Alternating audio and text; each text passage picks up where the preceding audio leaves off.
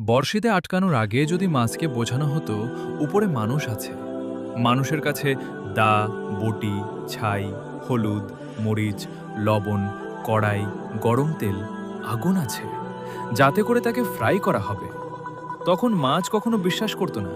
করলে এই বর্ষের ধারের কাছেও আসতো না।